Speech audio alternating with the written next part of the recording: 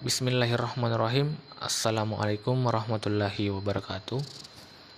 Baik, kami dari kelompok 1 akan mempresentasikan terkait materi kurikulum development, di mana pemateri pertama akan dibawakan oleh Saudari Erna Mawarni, di mana akan menjelaskan terkait pengertian kurikulum development. Pengembangan kurikulum adalah proses peningkatan kurikulum. Berbagai pendekatan telah digunakan dalam mengembangkan kurikulum.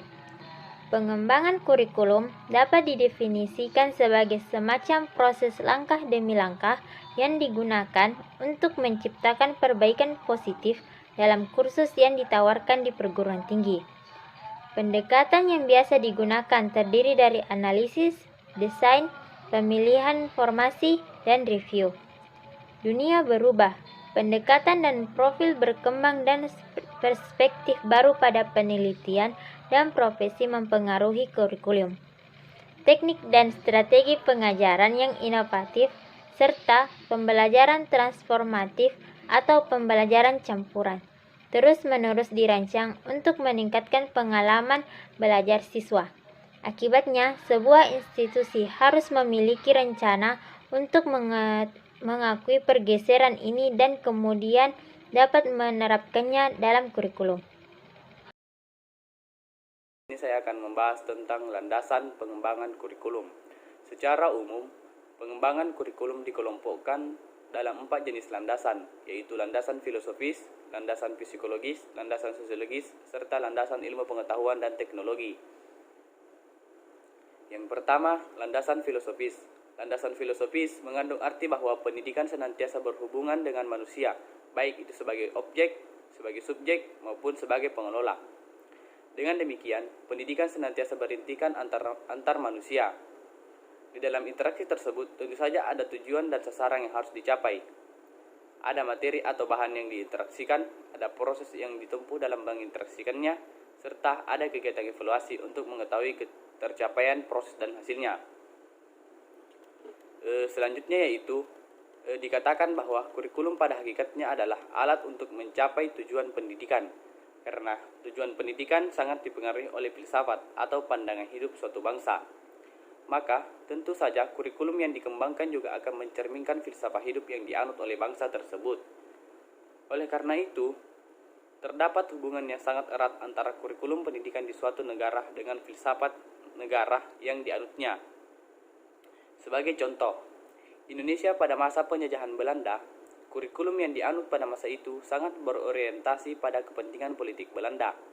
Demikian pula pada saat negara kita dijajah oleh Jepang, maka orientasi kurikulum kita berpindah disesuaikan dengan kepentingan dan sistem nilai negara Jepang. Namun, setelah kemerdekaan, kurikulum pendidikan secara utuh menggunakan Pancasila sebagai dasar dan falsafah dalam pengembangannya. Menurut McClure dan dalam Wijaya dan kawan-kawan, pada tahun 1992, terdapat 6 acuan dimensi pendekatan nasional dalam pengembangan kurikulum di suatu negara, yaitu yang pertama, kerangka acuan yang jelas serta tujuan nasional dihubungkan dengan program pendidikan. Kemudian yang kedua, hubungan yang erat antara pengembangan kurikulum nasional dengan reformasi sosial politik negara. Kemudian yang ketiga, mekanisme pengawasan atau kontrol dari kebijakan kurikulum yang ditempuh. Kemudian yang keempat, mekanisme pengawasan dari pengembangan dan aplikasi kurikulum di sekolah. Yang kelima, metode ke arah pengembangan kurikulum yang disesuaikan dengan kebutuhan. Serta yang terakhir, penelaah derajat desentralisasi dan implementasi kurikulum di sekolah. Nah, di sini saya akan menjelaskan tentang landasan psikologis. Landasan ini didasari pada prinsip bahwa perkembangan seseorang dipengaruhi oleh lingkungan dan keturunan. Lingkungan yang dimaksud dapat berasal dari proses pendidikan. Kurikulum sebagai alat untuk mencapai tujuan dalam pendidikan tentu saja berkaitan dengan proses perubahan yang terjadi pada peserta didik. Dengan adanya kurikulum, diharapkan perubahan yang telah terjadi pada peserta didik dapat membentuk kemampuan atau kompetensi aktual maupun potensial. Karakteristik perilaku setiap individu pada berbagai tingkatan Perkembangan merupakan kajian dari psikologi perkembangan. Oleh karena itu, program pendidikan untuk kepentingan peserta didik, maka landasan psikologi mutlak harus menjadi dasar pengembangan kurikulum. Perkembangan yang dialami oleh peserta didik pada umumnya diperoleh melalui proses belajar. Guru atau peserta didik harus selalu mencari upaya untuk dapat belajar peserta didik, cara belajar dan mengajar yang dapat memberikan hasil optimal.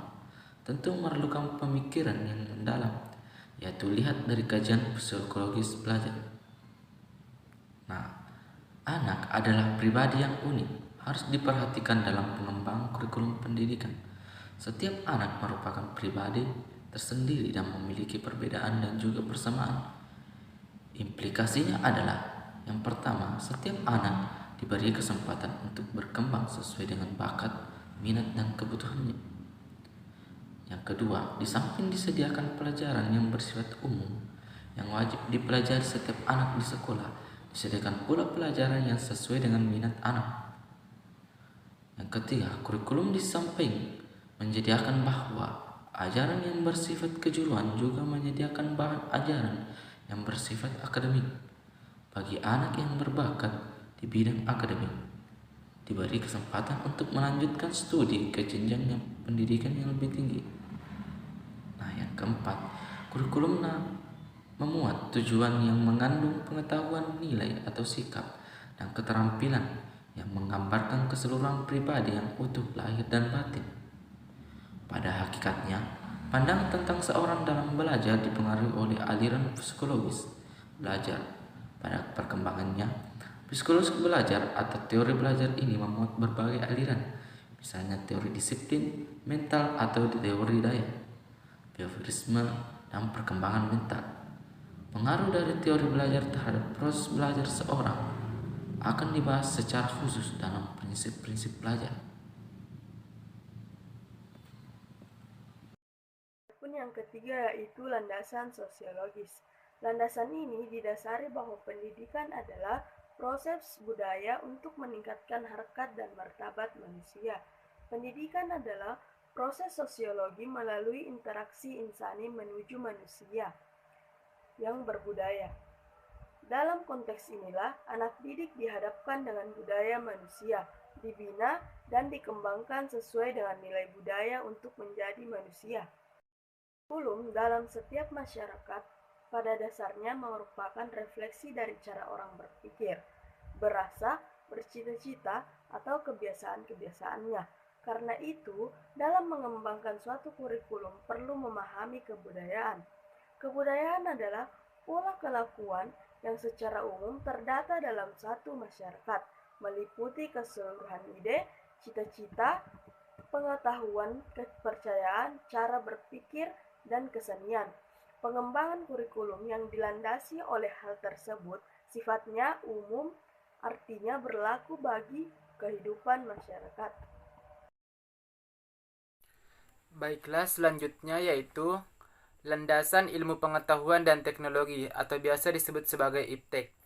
Sumber nilai yang ada dalam masyarakat untuk dikembangkan melalui proses pendidikan ada 3, yaitu logika, estetika, dan etika.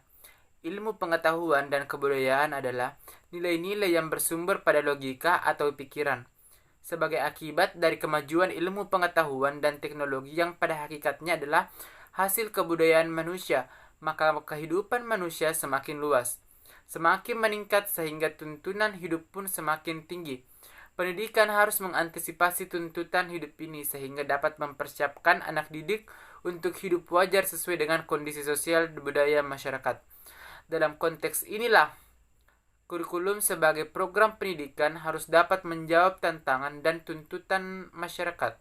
Untuk dapat menjawab tuntutan tersebut, bukan hanya pemenuhan dari segi isi kurikulumnya saja, melainkan juga segi strategi pelaksanaannya.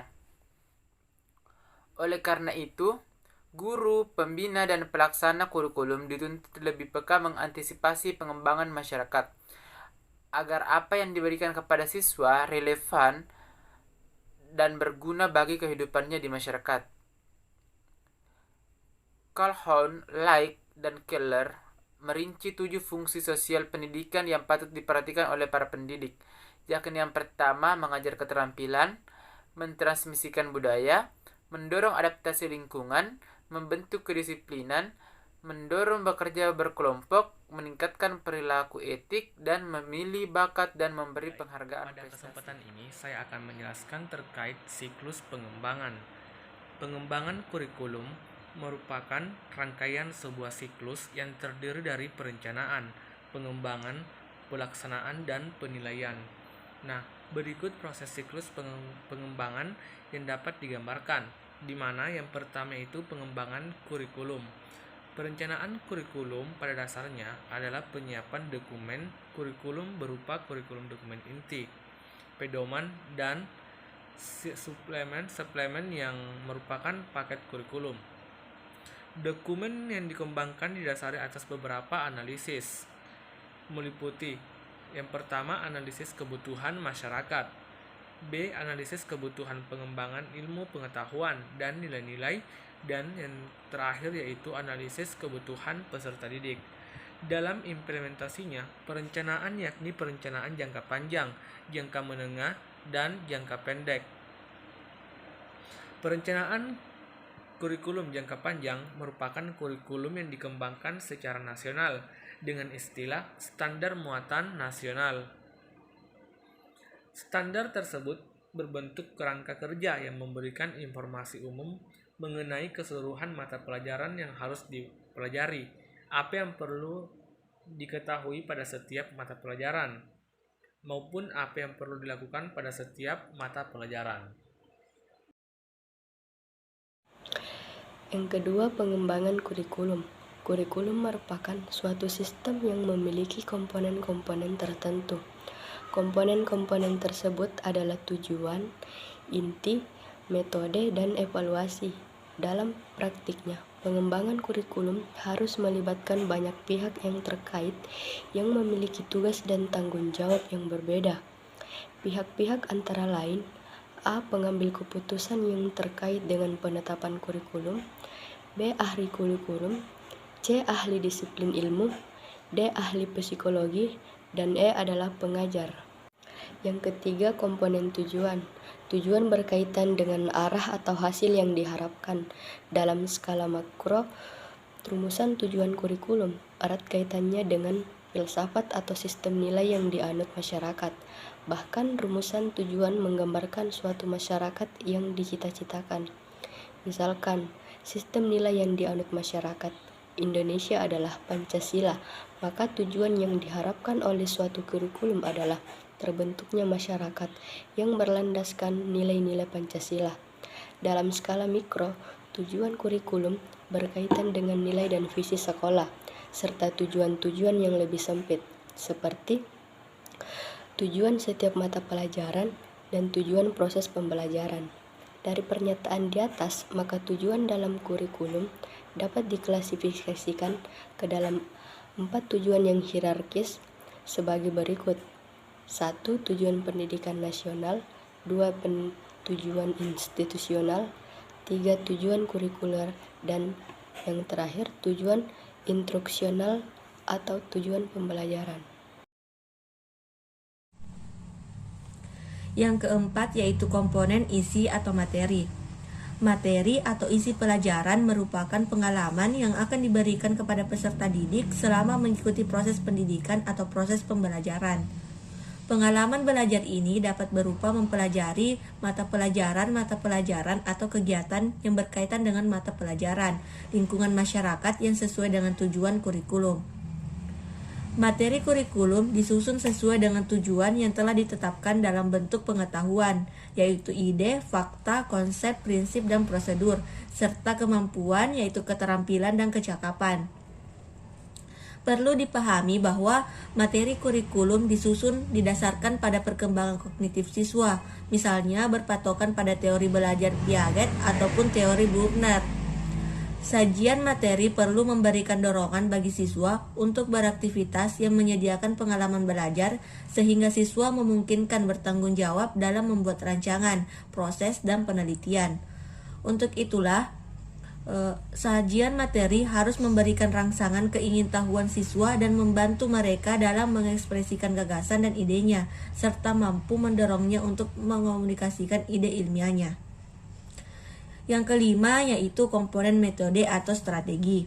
Strategi dan metode merupakan komponen yang berkaitan dengan implementasi kurikulum. Strategi pembelajaran berkaitan dengan pertanyaan bagaimana cara atau upaya untuk mencapai tujuan. Strategi pembelajaran diartikan sebagai pola dan urutan umum perbuatan guru siswa dalam mewujudkan kegiatan belajar mengajar untuk mencapai tujuan yang telah ditentukan. Seringkali terjadi polemik berkaitan dengan istilah model, strategi, pendekatan, metode, dan teknik pembelajaran yang membuat para guru bingung dengan kelima istilah tersebut. Model mengajar adalah pola mengajar umum yang dipakai atau berlaku untuk kebanyakan topik yang berbeda-beda dalam berbagai macam bidang studi. Sedangkan strategi belajar mengajar adalah seperangkat kebijaksanaan terpilih mengenai kurikulum material yang bila bersama-sama dengan tujuan, bahan pelajaran, metode mengajar, dan media pengajaran dikembangkan dalam bentuk sajian seperti satuan pelajaran atau satpel, modul, atau pengajaran terprogram menjadi rancangan pelajar atau desain instruksional. Siklus pengembangan yang terakhir adalah komponen evaluasi. Komponen ini adalah suatu tindakan pengendalian, penjaminan, dan penetapan mutu terhadap suatu sistem, berdasarkan pertimbangan dan kriteria tertentu sebagai bentuk akuntabilitas penyelenggaraan kegiatan dalam rangka membuat suatu keputusan. Dalam praktiknya, ada 3 istilah yang mirip sering digunakan, yakni measurement, assessment, dan evaluation. Misalnya, seorang guru melakukan ulangan, baik itu tes atau ulangan, sering menyebutnya dengan evaluasi. Padahal, mereka hanya melakukan tes, kemudian memeriksa dan menuliskan nilai yang diperoleh siswa. Guru yang bersangkutan tidak mengambil tindakan apapun terhadap hasil ulangan yang telah dilakukannya. Baik, itulah penjelasan dari kelompok kami. Lebih dan kurangnya mohon dimaafkan. Billahi taufiq wal hidayah. Wassalamualaikum warahmatullahi wabarakatuh.